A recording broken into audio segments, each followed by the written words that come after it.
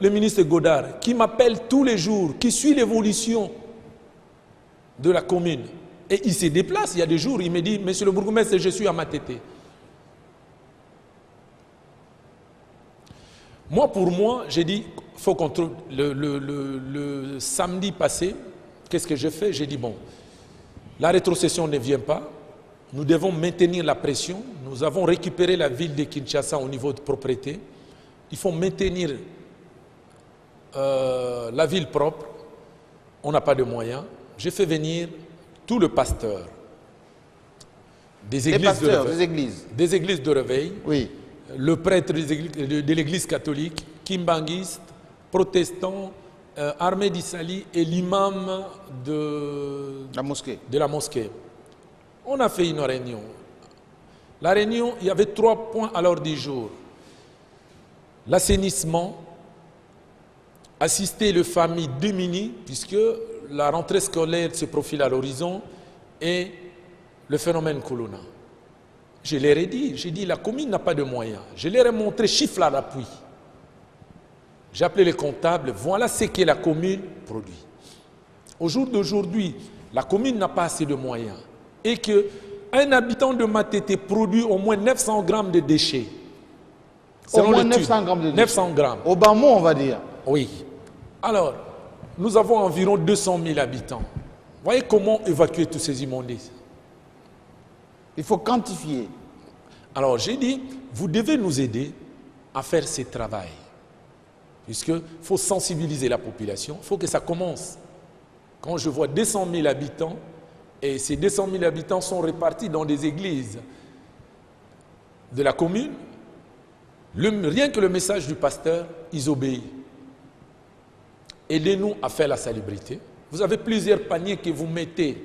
Ça, c'est pour l'église, ça, c'est pour acheter ça. Mais mettez au moins un panier pour acheter le matériel de salubrité que vous allez garder et vous participez au salon tous les jours. Mais est-ce que ça produit ça? Vous avez reçu quelque chose déjà des pasteurs des églises? Mais ils ont tous répondu positivement. Ils ne vont pas nous donner, ils vont les garder. Mais avec le matériel, ils vont participer à faire l'assainissement. Ils ont dit, oui, on a créé un comité local de développement où ils ont donné un représentant. Alors, je mérite quand même... Attendez, le deuxième point, je vous en prie, je l'ai proposé, j'ai dit, la rentrée scolaire se profile à l'horizon. Pour assister les familles. Il faut qu'on assiste les familles. Les enfants, on trouve les enfants de la rue aujourd'hui, on trouve les Kuluna, puisque les enfants ne vont pas à l'école, manque d'activité. J'aimerais qu'à Matete, qu'à la rentrée scolaire, tous les enfants retournent à l'école. Nous devons assister les familles démunies, on doit participer. Les églises doivent nous assister avec ces comités. Et je vais inviter lundi prochain tous les opérateurs économiques de ma juridiction de Matete pour participer. Ils doivent tous contribuer. Et ces fonds-là vont permettre à ce qu'on paye le frais scolaire des enfants, qu'on achète les uniformes et tout. Les gens qui peuvent apporter le cahier sont les bienvenus. C'est pour cela. Cette semaine, c'est la semaine où je suis en train de préparer des réunions. Demain, jeudi, 10h, je serai avec le préfet, les sous-divisionnaires et les directeurs des écoles. J'ai réuni avec eux pour qu'on prépare ensemble, qu'on ne chasse plus les enfants à l'école, voir quel mécanisme nous allons faire pour la rentrée scolaire. Une question en matière de 5 chantiers. Qu'est-ce qui a été fait à Matete, votre commune? Oh, nous avons fait beaucoup. 5 chantiers à commencer. D'abord, nous avons commencé le curage, la propriété et tout. Nous avons arrêté les têtes d'érosion, tous les grands caniveaux qui étaient cassés au niveau de Malandidé, Poulouloudé. On les a réparés par nos propres fonds. Eh oui, venez vérifier, preuve à l'appui. On a même des photos, il y a les images. Nous les avons réparés nous-mêmes. Nous avons fait la salubrité que je viens de numérer tout à l'heure. Au niveau du stade.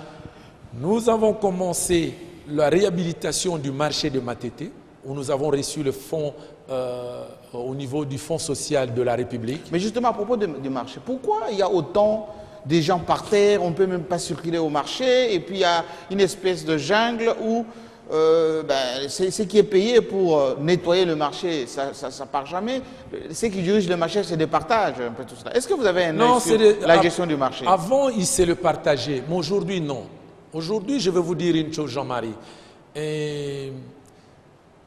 Les gens qui vendent par terre, quand je suis arrivé par exemple à Matete, j'ai trouvé... Qui quittent l'intérieur du marché, qui vont à l'extérieur. À l'extérieur, à Matete aujourd'hui, puisque nous avons démoli, on a détruit tout le marché, on a délocalisé le marché, on a construit un marché de secours provisoire.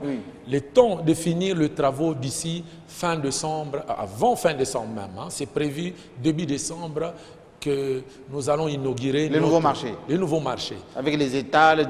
Les étals et tout. C'est un financement de 850 000 $ à peu près. Mais le marché doit être... Le bureau d'études a fait un travail pour 1 600 000 $.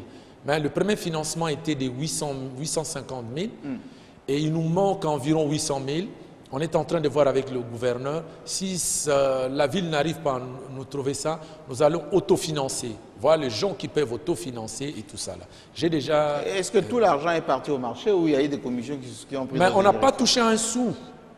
L'argent est géré par le Fonds social de la République qui travaille avec le FOMI, FOMIBA. Oui. Donc, ils donnent directement à l'entrepreneur par tranche de travaux. Comme ils ont commencé d'abord par la fondation, on lui donne ça. Et au fur et à mesure, ni les gouverneurs, ni les bourgmestres... Personne ne touche. On ne touche pas cet argent. Baïlonga Ibene, bourgmestre de Matete. Un autre point, c'est la conscientisation de vos compatriotes pour le tapage nocturne. Ou même diurne. Des églises dans chaque rue.